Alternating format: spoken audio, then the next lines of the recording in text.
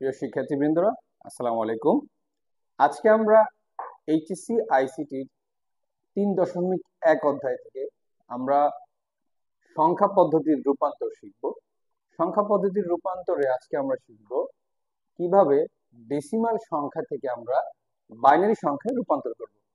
তো সেই জন্য আমরা একটা নাম্বার নিয়েছি 25 এবং আমরা দেখব বাইনারিতে সেটা কত হয়।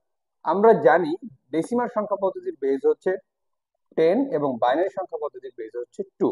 আমাদেরকে সবসময় মনে রাখতে হবে আমরা যেই নাম্বার সিস্টেমে যাব, টার্গেট যে নাম্বার সিস্টেম আমরা আমাদের, সেই নাম্বার সিস্টেমের বেস দ্বারা আমাকে ডেসিমাল সংখ্যা পদ্ধতি ভাগ করতে হবে। চলুন আমরা ভাগ করি। আমরা 25কে ভাগ করব 2 ধারা। আমরা দেখতে পাচ্ছি আমরা যখন 25কে 2 দ্বারা ভাগ করব সেখানে 12 হয়। 12 একে 12, 12 দুগুণে 24, হাতে 1 থাকে। এই যে ভাগশেষটাকে আমরা সব সময় এইখানে সংরক্ষিত করব। এইভাবে যতক্ষণ পর্যন্ত না আমার ভাগশেষ ভাগফলটা শূন্য হবে, যতক্ষণ পর্যন্ত না আমার ভাগফলটা শূন্য হবে ততক্ষণ পর্যন্ত আমি ভাগ করেই যাব।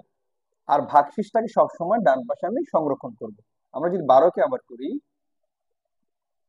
ভাগশেষ শূন্য, আবার করি ভাগশেষ শূন্য। আমরা যদি 3কে আবার করি তাহলে আমাদের হয়, আমরা যদি 1কে আবার 2 দ্বারা করি, এখন আমাদের এই 1কে 2 দ্বারা ভাগ করা যায় না বিধায় এখানে 0 হবে এবং এই যে ভাগ যেটা ভাগফল হিসেবে রয়েছে সেটা ভাগশেষ হয়ে চলে যাবে। তাহলে আমরা